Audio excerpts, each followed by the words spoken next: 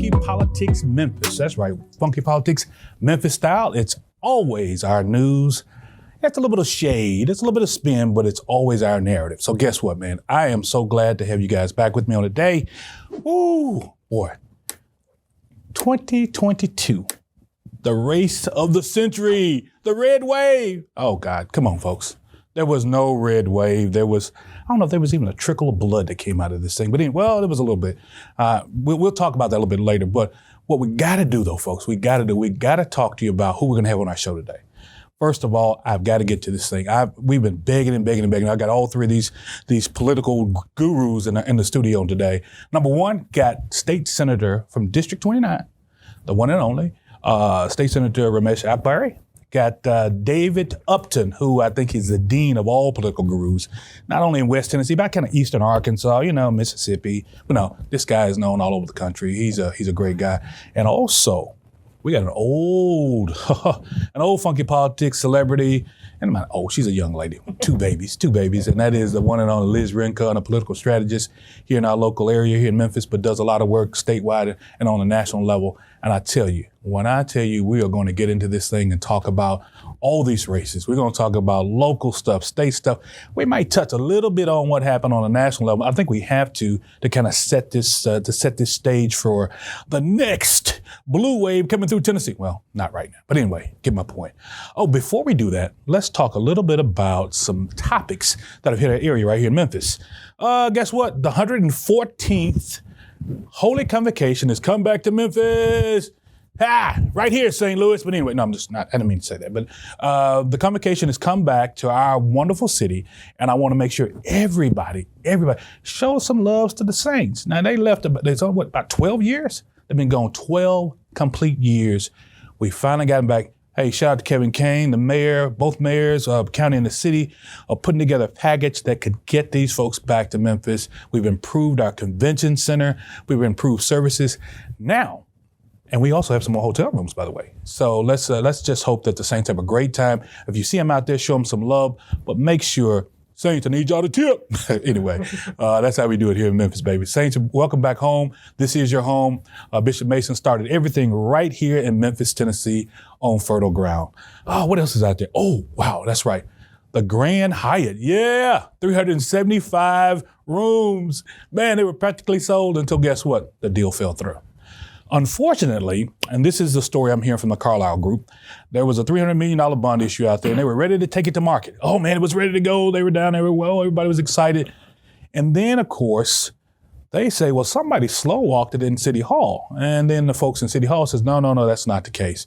Apparently, we're talking about $5 million, $5 whole million, where our Mayor Strickland says, hey, look, you guys are developers. Y'all find the $5 million and we'll do the deal. Carlisle is saying, hey, we don't have $5 million. The deal is off. It's dead. Guess what? The Grand Hyatt is absolutely no more. Can you believe that? The Grand Hyatt. So we won't have the hotel built here in the next year or two. So, hey, it is what it is.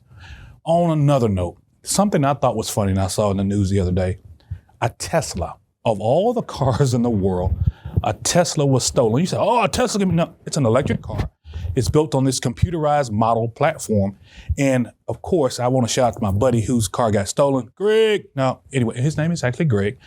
And we talked about it. I said, Greg, what happened? He said, man, look, I was in the restaurant, came out, car was gone, no windows broken. I'm like, whoa. Apparently, there are some very smart young people out there who have learned how do you say it? Jailbreak? They jailbroke a damn Tesla. How do you jailbreak a Tesla? Well, they used some type of program, and they actually got into the module of the car without breaking any glass, doing any destruction to the car, stole his car, stole a Tesla. And I said, Greg, hey, maybe it's time you go back to Ford, buddy. Go back to Ford. No, but anyway, hey, that's all I'm saying, folks. Secure your car, see something, say something, stow it, don't show it. They're even stealing Teslas right now. But now that's it. That's all I got on topics of the week. Guess what, folks? I have got Raumesh Akbari, I got David Upton, and I've got Liz Rincon. We're going to get into this thing called Funky Politics Memphis. We're going to break it all the way down to the floor, and we're going to let you know just how funky it can get in our city and in our state right here. Don't go anywhere. Be right back. This is a journey. Let me take you on a journey. The journey. What's supposed to happen happens when it's supposed to. My brother was murdered when I was 16. Right. My mother was diagnosed with schizophrenia. The journey. Journey. This thing is bigger than Nino Brown. I thought I wanted to play ball, and then after Really? When you realize that it wasn't going to happen? after I stopped growing and everybody else did, and The journey. To hear more incredible stories like this, check us out on the KUDZUKIAN Network. We're back right here on Funky Politics, folks. That's right, Funky Politics Memphis. And as I promised you, I got the best damn political gurus anywhere sitting in the studio today. The one and only David Upton, Senator Raumesh Akbari, and Liz Rincon. Welcome to Funky Politics Memphis, folks. How are y'all? Good, thank you. In there. Fabulous. Hey, man, look, it's exciting. I know it smells a little bit, but that's just how we set it up in the room, right? It's funky. I don't know what else to tell you. It's not me. It's not me. Dave, let's talk a little bit about you, man. I know what you do, but tell our folks kind of what's been going on with you. Well, I'm doing fine. I'm basically a lobbyist, but I also do some housing development, and I work with affordable housing developers for incentives and whatnot. And I've been around politics a long time, involved in politics, and I'm not a campaign professional I'm not. Oh, come on. I'm not a campaign pro. I don't make a living doing politics, but I'm involved in campaigns, supporting people and whatnot. I have been for a long time.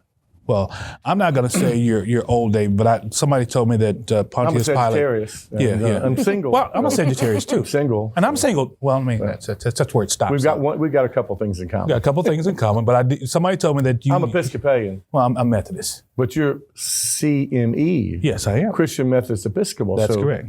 I don't know, man. Hey, we'll talk after the show, all right? Hey, Senator Akbari. I'm not. I'm single, but I date women. So. Well, I do too, Dave. Okay. Well, all right. I just want to make sure. I'm single and I'm ready to mingle. I'm divorced times 5, but it's okay. I got 5 minutes. My state senator, how are you, young lady? Back to politics. Yeah, back. We out of our love. Show over. Yeah, well, What's hanging in going on? there. We just came through kind of a surprise election cycle, I think. Was not as devastating as we thought it was going to be on a national level. Yeah. Locally, I mean, no surprises. Yeah. Just hanging out. Well, now let's talk about. Now you were just with us a little while ago, but now you're not. Now you got a little baby niece out there. I have a little 2-year-old niece, Ava Vashti Akbari, and she is my favorite person on the planet right now. I'm going to tell your mama, your sister, and your daddy about that. They know it. They know it. It's good to have you as Happy senator. to be here. It's always good to have. Liz, oh my God, I hadn't seen you in so long. I have to follow your life on social media, and I tell you, those babies you got have gotten old. Well, yes, and it's actually, I am not single. I am now Liz Wooten. Oh, excuse me. Yeah, I'm a Wooten now. I'm not Rincon. But I have a beautiful, wonderful son, Connor. Oh, wow. Yes, he's trans male, and I'm very proud of my son. He's an awesome ballet dancer, and the state could do more to help support trans parents, by the way. And I have a beautiful little girl, Zelda Wooten. She's my July sunshine, ball of energy. And so those are my highlights of my life. I'm working with the LGBTQ Chamber of Commerce here. We just established it. Okay. And we're looking to work with City Council on actually establishing a commission for the LGBTQ plus community. Wow. Yeah. So as you can see, we have assembled, I don't know, probably some, I think, between you all, in terms of years, I don't want to say 50 years, but I mean, you guys have been doing a lot of work, not only from a local level, but I mean, your things have reached out. I know you, DNC, and David, I know you've done some stuff on gubernatorial races as well as congressional, and the same thing with you. Liz is worldwide. I mean, of course, she's senators worldwide too. Yeah, I'm just local. You're a local guy. Get out of here. Let's talk about. We don't start local. Let's talk about Tennessee. Well, let's first, before we get into the state, I want to talk a little bit about Memphis. A little bit about our turnout here in Memphis. This past election we had. I don't think there were any major surprises from locally on the city level. There was only 2 races out there.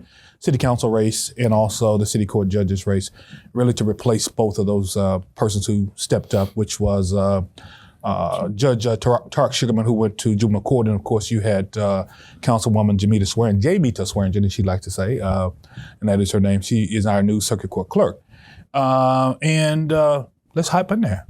Her sister, Jenna, won overwhelmingly. Yeah, No she won runoff? overwhelmingly. As a matter of fact, it's my district. I'm in City Council District 4. I'm a proud resident of Cooper Young. Yeah. Barry Ford, I guess he put in an effort. There was a lot. It was just so short. You have to have a lot of voter education around a special election, and she has a lot of name recognition. She went out there and she did the work. So she won handedly. Same thing. What do you think? Yeah, I mean, my first election was a special election, and you really have to go out to the voters and get them because people just aren't aware because it's not a race they traditionally consider during that time period. But yeah, she worked hard. I saw her in multiple arenas, and She was everywhere. Yeah, she was everywhere. So you can't, knock somebody for working hard and getting the result of winning. Dave, money? You think you think money made a difference in this race? Well, it does. I mean, she her sister had been on the council 8 years. Sure. Or whatever. Term and a half or whatever. I mean, almost 8 years. And she raised a lot more money than the others. She raised over $20,000, I think. Sure. And the others, I think Barry raised $3,000 or $4,000 or $5,000 or something like that. I mean, I didn't see the final results. But, she had, remember, so her sister had run twice in that district, Swearingen. So she was run as Jana Swearingen in Washington. That's correct. And that's her, and so that was her name on the ballot. So people, and the Swearingen name. Remember, you had their father. That's right, Judge James Swearingen. About 20 years countywide. That's right. You had Barbara Swearingen Holt, and then Ware because she got remarried, and she was on the council. She represented North Memphis, but she was in the news a lot. She was a very public figure for a long time, and then Jamita just run countywide again, and she was advertising and just so there's a lot of. The voters are used to seeing it's a historic name, and so that benefits, that helps. Now, Barry Ford is not related to the Ford family, but that's a name, and he worked hard. And then who was the other candidate? Latanya Blankenship. Yeah. And Melrose graduate, very hard worker in the Orange Mound community. Right. And I want to go there with you guys. There were several good candidates. Other she gentlemen. Came to the chamber events with the queer community. She was very outspoken. So what does that say to candidates who are not well funded, number one, and who don't have that name recognition, but they have this zeal or this zest to want to serve? What do you say? And Senator, Yeah, I always use the example of Joyce Doris Coleman, extremely underfunded when she first ran for school board, but she had the community support. I mean, to the point where her posters were made of stickers, and she had her grandkids holding them at the polls, and she beat a lot of well-funded candidates who had run before and had name recognition. So I just say, if it's organic and you're working in your community, hopefully that will rise up. A special election is always difficult. When I first ran, I mean, I had some people that were known in the community. I also had a Ford in there, Kimba Ford. Yeah. And so it's just, it does help when you have some funding and when you do have some name recognition in the community. But let's not ignore something like there's a lack in the South in general that candidates ignored the professionalism of campaigns. They're an infrastructure and a business within themselves. This is what I do for a living, right? Yeah. And so it's kind of insulting when a candidate comes to my office. I have not talked to them. They want to, quote, hire me. You give them the cost of a campaign and they not only run, they make you feel bad for not taking them. I mean, I'm sure you've dealt with that yourself many times. So we have to, in Memphis, look at campaigns from a professional spectrum.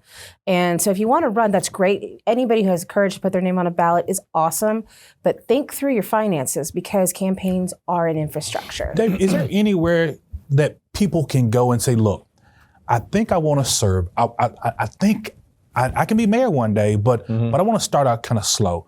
Is there somewhere that can they come to you, Dave? Can they sit with you all and say, hey, look, I just want to pick your brain. Oh, sure. I think I could serve on a school board, but I know there's this 800-pound gorilla, I mean, figuratively, of a candidate out there.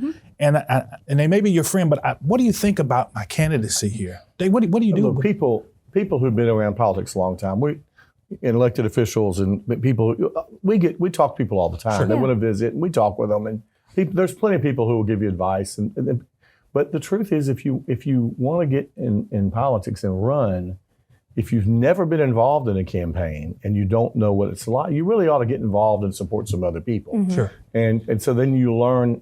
I mean, there are a lot of great people who would do very well on the city council or in the state senate or somewhere, but they don't know how to run a campaign. They've never done it. If they haven't, then they probably need to find someone who has done it before. But there's no substitute for getting involved in campaigns and meeting people and seeing how it works. And then so that's what really people should do. We always encourage people, look, you need to support some other people so you kind of get it. And then you'll get see what it looks like, and then you'll get some IOUs. People are like, oh, this guy put up yard signs for me. I'm going to be for him. Yeah. So that getting involved in campaigns is something we all should do more of. Yeah. David got me involved in 1996. I was a 16-year-old kid with I braces. didn't do it. No. Yes, he did. She got herself involved. Oh, yeah. He got me involved with Harold Ford Jr.'s campaign. I'll tell you a funny thing about me. I got started, and David Kustoff started me working in Canada, and I started out working with Republicans. I was a part of the Dole Kemp team back in the day. So, and I think you absolutely, and then in 99, I ended up running for city council. Didn't do well. A Lincoln League Republican? No, I was I was a They had a group here. Many, and it used to be involved. And I remember the Lincoln League was African American Republican. That's correct. Way back. That's correct. But that predates me, and then after years, it kind of died down. So Lincoln League kind of fell off a little bit. But speaking of the work that you all have done, not only local, let's talk a little bit about state politics. And I don't think there was any. I don't think you can measure from a finance standpoint how well Dr. Jason Martin could have done in this state, unless you talk about, number one, money, and then number two, where are the soldiers outside of West Tennessee? How do we build a base, or how do you build a base of Democrats or people that think that they can vote for something other than a Republican candidate? And I think it's difficult, right? The state party, Hendro Remus is the chair, and he's tried to focus on jobs, health care, things that people can, for the most part, agree on. But it's still difficult when you have this awful dialogue on a national level that just seeps down into the state. I think also West Tennessee cannot carry the state when you talk about Democrats. East Tennessee has to, you have to kind of connect with those folks. And a lot of those districts are so gerrymandered, you don't have a galvanizing force there. Like, we do not have a Democratic member of the Senate in East Tennessee. We have 2 members in Nashville, and we have 3 members in Nashville, 3 members in Memphis. So that's really difficult. I mean, if you look at, the last statewide election, they'd called the results for Marsha Blackburn and Haggerty before we even got Middle Tennessee numbers or West Tennessee numbers. So it's going to take a lot. But I think you have people who are dedicated to it. In the Senate, we formed a coalition with the House caucus where we now have a political director, and we're working directly with the party. Yeah, which is a big deal. And so we've gotten folks out of East Tennessee really to help fund it. So there is a possibility to build infrastructure. It's just going to take time. Like, everyone looks at Stacey Abrams on the end, but that was a 10-year process. Yeah. And most states have to invest in that, and that's what we're working on now. Money. You got to have money. Yeah. Is anybody out there ready to fund the work like what she's doing? I mean, you got to get it in. I mean, if you don't do it in Bledsoe County, you don't do it in Van Ness. I mean, we've got just doing it in counties, right? Yeah. 95 counties. Look what Fetterman just did. In Pennsylvania. I was the state director for Barack Obama in Pennsylvania in 2008. And Pennsylvania is kind of set up like Tennessee. Yeah.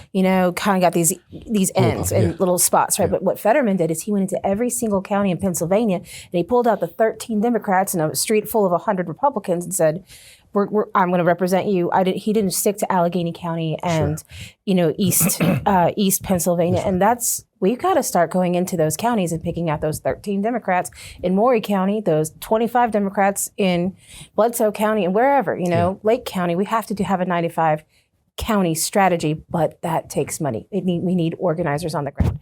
We can do the infrastructure. We just need people to invest in our state. And we're worth investing in, by the way. Sure. It wasn't just, 15 years ago, we had Democratic control of the Senate, the House. We had 5 Democratic congressmen. The governor was Democrat. We can do this. It wasn't that long ago. The pendulum can swing back, but it's going to take money. Dave, we go back to Ned Ray McWhorter. We go back to Ed Jones. I mean, what happened? Dave, what happened? I think if you look at, you had Clinton Gore in the White House. Sure. And that was, 92 to 2000. Yeah. But, the Republican Party started here in 70 with Winfield Dunn. Yeah. And it was the party of Howard Baker, basically. And then Alexander got elected, but it was just really strong Democrat. So for even when Alexander won 2 terms, it was still a pretty Democratic state. and Clinton and Gore won it twice, but they ran it very close.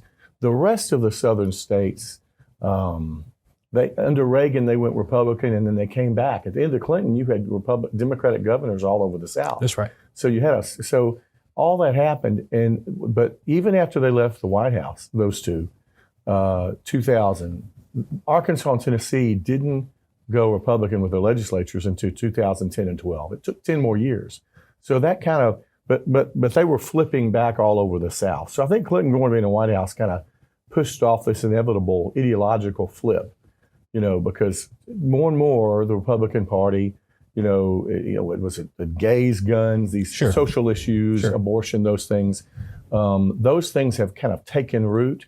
We've had two, our Democratic nominees. One, we had Barack Obama was from Illinois. John Kerry was from Massachusetts. We haven't had one who's a Southerner, or we hadn't had one since Clinton or Gore. And so, I just think that in Tennessee, I think we have one of the highest percentage of evangelicals in the state than any of the other Southern states. And so, once we turned Republican, finally the dam broke in 2010. It took a long time. Although we had all these rural Democratic seats that had been Democratic since the Civil War in Middle Tennessee, and we lost the Democrats lost 17. They won a bunch of races by very small margins in 2010. So even with Haslam beating Mike McWhorter pretty handily, they barely. They lost these House races. It was hard to change. It's hard to change political culture in rural areas. So it's hard to change it back. So if that's the case, then are we saying then that maybe the term Republican versus Democrat, when we had the Nafis, we had the Nafis. You guys remember we had the Wilders out of Fayette County. Were they really conservative Republicans, but just kind of voted as Democrats? Well, because they were Democrats. They were clear they were Democrats, and so they were Democrats. But you had a political culture that the Democrats were. And it goes to the courthouse. You've got families.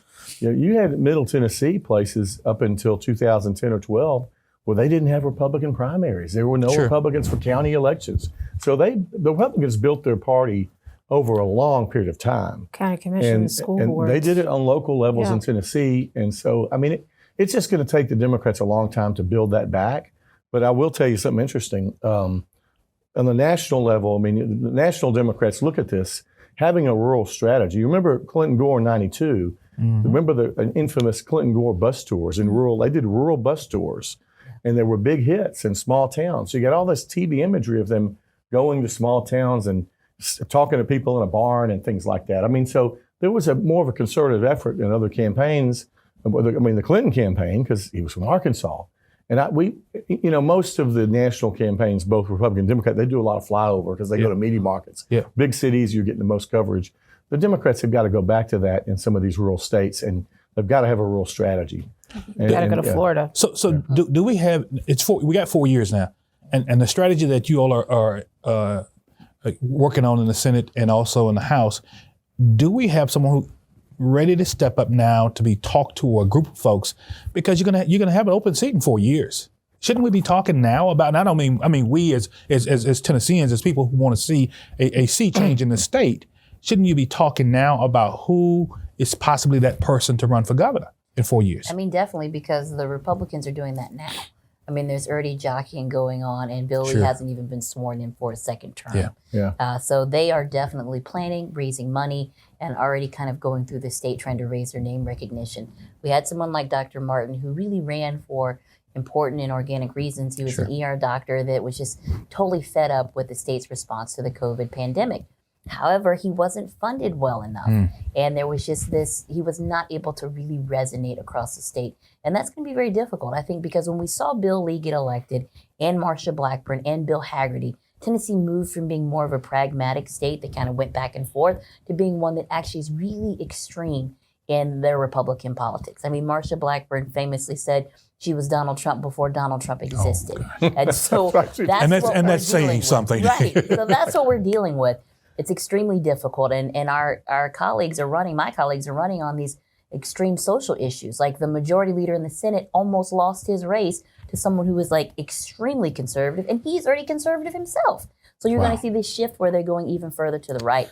I'm hoping there will be some backlash though, because these social issues, these issues that really impact people's rights to live and feel safe in our state, they can't keep doing this forever. I mean, eventually, that, like we always say, the pendulum swings, and maybe the ultra conservative eating their own will have that give momentum. Sure. You know, it happened with the Democrats too, a long time ago when there was super majority Democrats. Nothing extreme like this, but I mean, they're coming after parents of LGBTQ kids. They're coming after students, mostly Black students, over critical race theory, which is still a nonsensical situation. You know, Governor Lee ran on a message of, now parents have a choice on what is taught in their school. I'm like we ever didn't have a choice, you know, but it's a dog whistle. Sure. It's a dog whistle. They come up with these things to feign, oh my God, it's bad. Yeah. We're going to hold it right there. I'm going to take a quick break. We'll be right back here on Funky Politics Memphis. Hey, let me tell you something. I got the team here. Don't go anywhere. Be right back.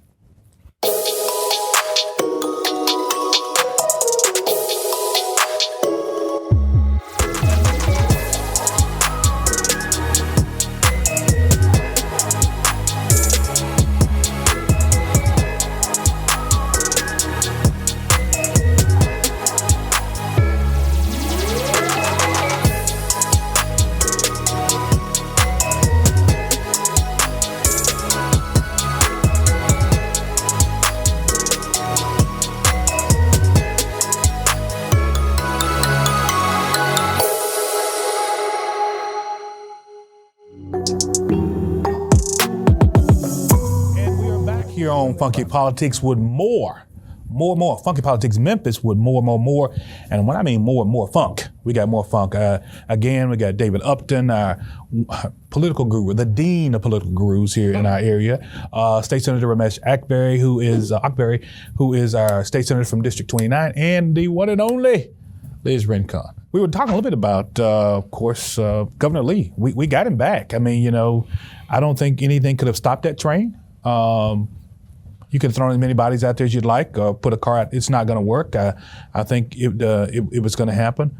But now that he's been reelected, does he shift positions on education to where he may support more choice now outside of what we consider to be the public school system?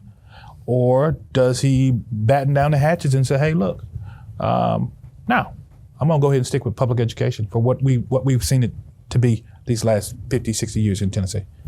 Well, I think, one, he's already kind of achieved some of that with the school voucher legislation passing and now being implemented, with completely reworking the funding formula for our traditional and non-traditional public schools. And you're talking about the BEP, right? Yeah, which is now TISA, which brought $100 million in additional funding to Memphis Shelby County schools.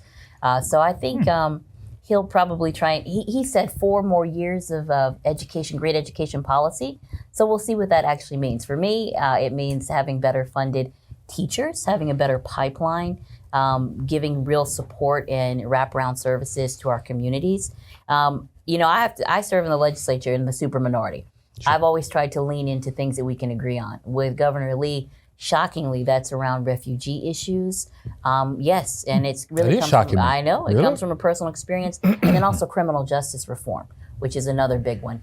But battling the legislature, which you know, they are a bit more conservative now when it comes to some of those issues. But yeah, I mean, we'll see what happens. Governor Lee is definitely someone who is to the right when you talk about evangelical politics, and we also, under his administration, got a lot of this anti-choice legislation and open carry with weapons.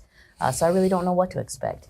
Yeah, anti-choice. That was one of the leading, if not the leading, I would say, that got a lot of our young people excited about voting, because we saw some numbers out there. I think that all of us would agree.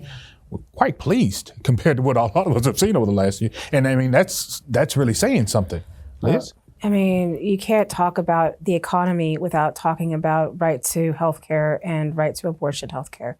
Sure. It is a direct pipeline. We will see in 16 to 18 years the effects of banning abortion on the criminal crime rates. We will see this happen. And the Republicans have a really good way of talking out one direction and not addressing the real issues and scaring people into what they think is important issues.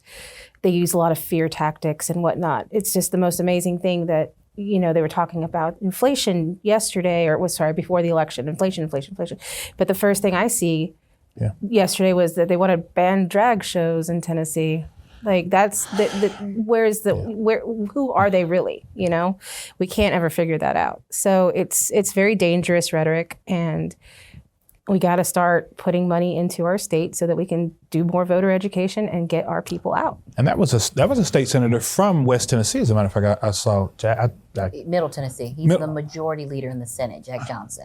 Oh gosh. And so, and really not just impacting drag shows, but also impacting pride parades. That's what they're really trying to get at, because it says public places, and then it tries to essentially tie a pride parade to a cabaret show, and then also tie it to obscene behavior. It's completely ridiculous. I think it's unconstitutional. That's what I wanted to hear from you as an attorney. Yeah. I mean, and I'm not asking you to opine right now, but from the just the top seat up there looking out, it just seems like it's unconstitutional. Yeah, I think it is, and you'll see lawsuits flying. If that legislation passes, you will see lawsuits flying from all sorts of organizations. Which typically, I've always said, when the legislative branch and the executive branch mess it up, thank God for the judicial branch. I feel less confident in that, given the current status of our U.S. Supreme Court and our state Supreme Court, which have both shifted to more conservative, ideological justices, as opposed to those who are truly looking at an analysis of the law and our Constitution. So, Governor Lee, a lot of the same, but he may shift and become a lot more ultra-conservative as we go forward, possibly. Dave? Well, you got to remember, so historically, the Lamar Alexander, Howard Baker wing of the party, that's who won the Republican primary. And sometimes you would see these races play out, and the evangelical wing and the Tea Party wing would be for someone else. So you had the Country Club and the Chamber Republicans. Sure. They would win the primary. But there are examples. We don't have enough time to go through that. But Governor, there were three candidates. The former congressman from Nashville, Randy Boyd, who was a businessman, and he'd worked with Haslam. He owned a big company from Knoxville. And then you had Governor Lee, and he owned a big business. It wasn't a giant business. It was a heat and air business. It was a big one, but it wasn't as big as Pet Safe or whatever Boyd had. And so he was, but he goes to an evangelical church, if I'm not mistaken. So he was the preferred candidate of self-styled evangelical or conservative, in that movement. And they pretty much endorsed him. And so a three-way split. This is the first time that their candidate won when it was up against the business Republicans. Yeah. And Billy had business support too. So I think that you're going to see him continue. And he has carried the water on these, quote, social issues more than Don Sundquist did or Haslam, two other Republican governors, who styled themselves more business Republicans. But he has carried the water on these other social issues. I think he'll continue to do it. The senator here has given examples of things that they have worked together on. So, it's a mixed bag what you're going to get with Governor Lee. But I think he'll still continue to carry that water on. I'd like to call the folks like Winfield Dunns, the Lamar Alexanders, the Don Sundquist, I like to call those guys a little bit more moderate. And this is when Republicans were moderate. This is before and I call it the contract on America. This was before the contract. Presbyterians and Methodists. Sure, exactly. More so than the evangelical. Exactly. And so now we are in this whole new phase where, be damned the moderation, and we're just going to go straight for the jugular. And speaking of let's talk a little bit about, I think, something that got past us on this amendment, and I don't know if people were keen to it, but let's talk about this right to work piece, that's amendment that did pass in the state of Tennessee, which means it'll be embedded in the Constitution and say that the state of Tennessee is a right to work state. And that doesn't mean that you have the right to go join a union now, or that the union can require dues or something. I would think that ought to be a federal issue, though. Well, no. We already have a state law from the 30s that made Tennessee a right-to-work state. What this is doing is just putting it in the Constitution, making it extremely difficult to overturn. I think it's one of the byproducts of Volkswagen talking about unionizing. And then also Virginia, when their House and Senate flipped, they put forth legislation to change them from being a right-to-work state. That's one of the examples that Brian Kelsey used when he presented this. Unfortunately, right to work is a misnomer. A lot of people are confused by what it actually means. Yes. But essentially, I always tell folks it's a right to work for less wages, to work in less safe conditions. And unfortunately, it really does weaken our union structure, because you have unions that will have to defend members people who work at a company but are not paying dues. It's not good for the state, and it really takes away the bargaining power of workers.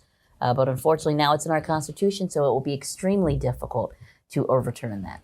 It's Brian Kelsey's legacy. That's his legacy? It's his legacy. You know, amazingly, I worked for Canadian National Railway, and of course we were a union, UTA. And what we absolutely did as trainmen, we had a strong union. Every railroad has it. So I'm imagining that how does this, it does not affect those folks who are already out there, though, right? No, it's not going to change. I mean, it's enshrining existing law. Sure. So it still makes it less of a, union-friendly state, which is what we have been, the trend has been for some time.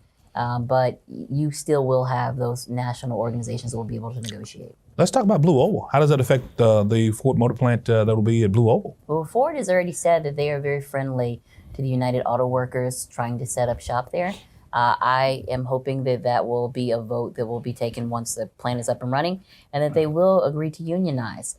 So I don't think it's going to impact that movement. However, those who do not agree to unionize or who are not a part of the union will still have the benefits of being a member of the union. So I think that's kind of the difficult part. Less incentives.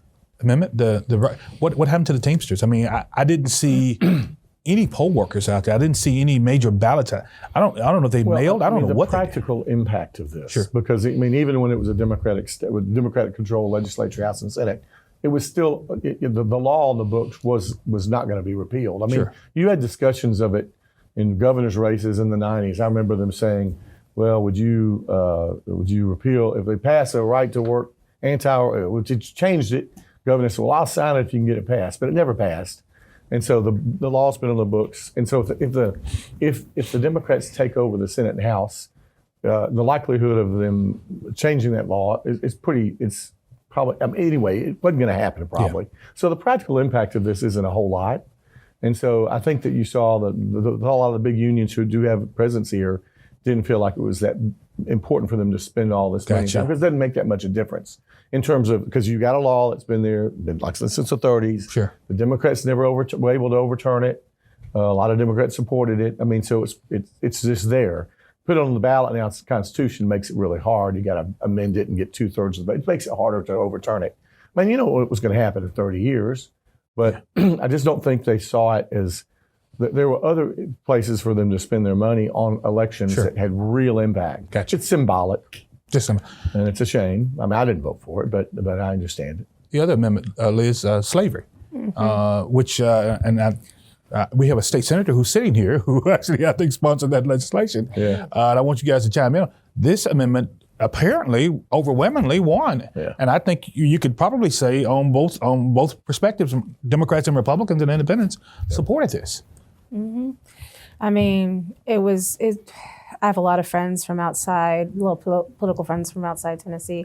I was getting text messages this whole season, like, "What, slavery's on your ballot?" Like, I was like, yeah. And it's another Brian Kelsey legacy, by the way, is the slavery issue. I mean, he's not in the Senate anymore, and I don't mean to disparage your former colleague, but I'll continue to disparage him. He's okay. Well, he likes him. He's fun to party with sometimes, but besides that, he was a pretty decent guy. But has anyone ever said that publicly? Well, he was good. He's fun to party with. Fun to party? Wait, I saw him in Rafe interview. Oh, let's get away from that. But anyway, party good down there. It's like, I'm proud of our state for rejecting it. Sure. Of course, absolutely. Because I was actually a little fearful, going, okay, well, I live in a pocket, right? Yeah. I live in a little blue pocket. I live in a blue pocket in a blue pocket. I live in Cooper Young, right? It's blue. It's blue, right? So, I'm just proud of our state for not embarrassing us on a national level this time. So, Senator Akbari, thank you for allowing us not to be embarrassed anymore. Right. Certainly my pleasure to sponsor that legislation along with Representative Joe Towns. The crazy thing is, another news station posted slavery is banned forever in Tennessee, and it went viral. And so you have all these people saying, what's going on in Tennessee? And I'm like, every constitution across the state, including the United States Constitution, the 13th Amendment, has that language. So we're actually doing a good thing in leading some of these states, shockingly. So certainly pleased to see this bipartisan coalition be able to get this through. Well, Louisiana didn't. Which is a good thing. Well, because I think they get to revisit theirs, right? Encourage the the voting population not to approve it, because the way it was written, it really would have actually allowed slavery for criminal punishment. It was ridiculous. And so the sponsor of the legislation was like, oh, by the way, don't forced vote for prison this. labor is what we're talking about. Yeah. So there was an effort to defeat it because they didn't think it was worded right. Okay. Yeah, which is like, come on. So there were 20% of people that said they would like it to stay in the Constitution, and so I'm not so sure that maybe they knew what they were voting for. Or? Some of them probably didn't know what they were voting for, but also during the campaign, we got a lot of hateful comments online. So there probably is a segment of the population that was like, I'm going to vote no just because. And there are some folks who were genuinely confused about the wording of Amendments can be, some people just vote no. Like just literally, they don't even know what they're voting for, but they're just a no vote. So it's not 20% of our state are Klansmen. It's that some of them are confused. 20% are confused? There are some Klansmen around still. I mean, they exist. They do. They show up sometimes, right? Yeah. They do. So apparently, but now the clergy running for office piece. Yeah. Hey, that went out of the roof, no doubt, right? Well, because also clergy are already allowed to run. There was a 1978 Supreme Court decision that said our Constitution was unconstitutional. So it really was just cleaning it up. Yeah. Now, it was pointed out to me along the campaign that also our Constitution bans those who are non-believers from being able to run, and we did not clean that up. So that'll be another push. I'm sure. Does it say non-believers or non-Christian? Atheists, non-Christian, something like really? that. Yeah. So the evangelicals, I mean, they're good to run though right now. They're good. And we already they always have been. Harold For sure. And Johnny Shaw, they're already pretty Johnny Shaw's right out of Haywood. I mean, he is, and of course, well, now we're not going to talk about the one. Representative DeBeer, he's no longer there, but he's working for the governor, of course. But he was. He still is. Church of Christ, I believe it is. So, I want to get down. Let's come back local a little bit. Did we have any real issues at the ballot box on this past week with our folks actually voting? I heard there was a possibility, 50 or so votes that were Can we talk about that a little bit? That was an issue in Nashville as well, like 150 or so folks where they were given the wrong ballot for their congressional district. So we had it in the summer area where they were given a ballot for Congressman Cohen, and they were supposed to receive Congressman Kustoff on their ballot. Something happened similarly in District 6 and 7 in Nashville. I think they're just working out the kinks. That's what happens when you have extreme gerrymandering, where you have these precincts split in these unimaginable ways. So I think we're kind of just dealing with that. I mean, precincts split down to the street levels, So one side of the street here, other side of the street there. Yeah, That's airways in my district. Yeah. Wow. London has half of it. I have the other half. Let's talk about gerrymandering. Yeah. Let's do a quick deep dive on that. And then I don't want to just talk about it from our local perspective, but I look at the state of Mississippi. With the largest black population of any state in the country, they only have one representative that's elected, and it's really not statewide. I mean, it's Benny Thompson. But his district runs from the top of the Delta down through Jackson. Yeah, he's got a huge district. What do we do next? I mean, other than changing members in the state legislature, how do we get this thing in front of a court to say, look, some of this stuff just does not make any damn sense? Well, we do have some pending lawsuits. For our Senate, initially an injunction was issued by the lower courts where the Republican Party would have to redraw our state Senate maps. Of course, that was overturned by the state Supreme Court, but that case is still active. You also have Congressional District 5 in Nashville, active case. Because of the Supreme Court's decision with the state of Alabama, these lawsuits were waiting until after the election. They weren't going to deal with them until after the election. So we'll see some things happening, I think, in the next several months. Which would be good because this is, in 2008, and everybody's very excited for the voter turnout in 2008, I kept saying 2010 is really scary because that's when we can have redistricting be an issue. And it came to fruition.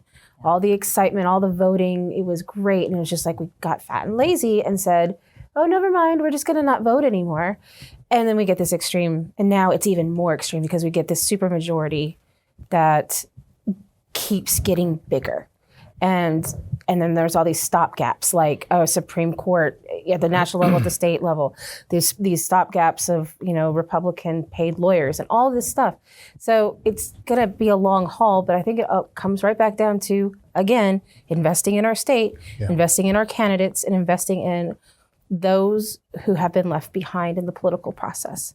And we can do it. I'm very, very hopeful that we can do it. I've always been a positive person when it comes to Tennessee, and I'm proud of our state. We just need to start walking back the extremism. David? Well, are we talking about Gerrymandering? Yeah. Well, I know you disagree with it. No, yeah. I mean, you look at, I mean, it's just a fact of politics. I mean, the majority draws the district lines, and Democrats have done it, Republicans have done it. You just hope they do it in a way that doesn't hurt people. And one of the ways it does is when you underrepresent a large group of people, like, African American voters or minority voters. And that's why you have the courts and these laws. And hopefully they'll, those avenues are still there. But you had years when the Democrats did it and they threw a bunch of Republicans in together and combined their districts. So this is kind of get back a little bit on a lot of it. You just hope that bodies will be fair about it. Sure. I mean, we're going to do it on city council. City council's talking about it now. Yeah. They're talking about it. They're arguing about it. And they're going to have a committee that does it, and trying to draw districts that look fair and are fair, racially, or fair from different. And then you get into other things too. But a lot of times you've seen politicians. You've been through one redistricting now. Yeah. I mean, I've used to be up there a lot, and I don't go up there much anymore, but I remember being up there, and they're trying to get the Shelby delegation to fight, and it's like, I got to have my aunt's house. I can't, my mother lives over here. I got to have her. I mean, there's a lot of things go into it. It's not just all. So it comes down to special interest. I mean, sometimes these Republicans fight over it. They're fighting over their districts out there. But you've seen it. Yeah, for sure. I want that county. You got to have it. I want that. I mean, county. look at Steve Cohen. When I worked for the congressman, he had all of that Papa corridor. He had 3 synagogues in his district. They have taken that out. That's in Kustoff's district, but now it's even further west and going now up into Tipton County. So we have a Jewish congressman without a single synagogue in his entire district. Yeah, it's an incredibly different map than it was just 16 years ago. There's a lot of work that's got to be done. And I think this conversation today, I'm hoping it brought out a lot from a local perspective as well as on a state level. And hey, let's sit back and see what happens. I'm hoping that some of these other things that are going to flesh out here later on will lead to some positive change. And I don't want to put any kind of jinx on Arizona. I don't want to put any jinx on anything else. But I just want to make sure that you all know that Liz Rincon Wooten, by the way. I want to make sure Mrs. Wooten, by the way. Thank you. We appreciate you being on the show. State Senator Raumesh Akbari, appreciate you being here. Dave, man, I've been trying to get you for the longest time. I finally got you here.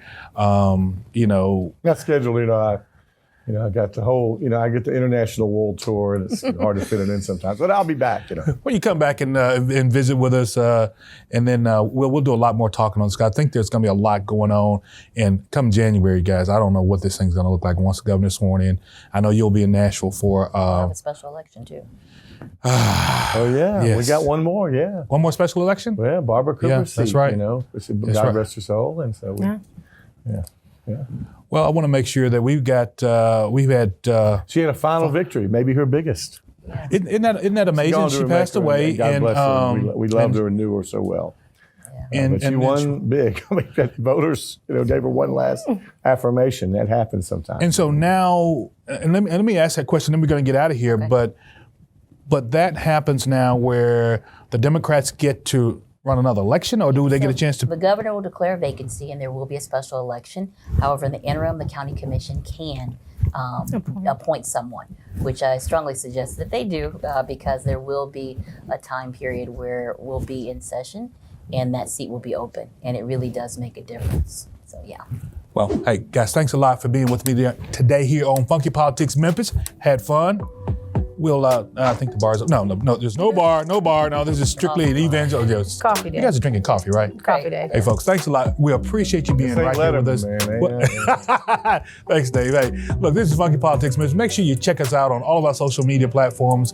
That is Twitter, Instagram, as well as Facebook. Drop your questions, drop your thoughts. Hey, drop some smiley faces. I'd love to see them all right? We'll see you again right here next time. Funky Politics Memphis. I'm DC, and I'm out of here.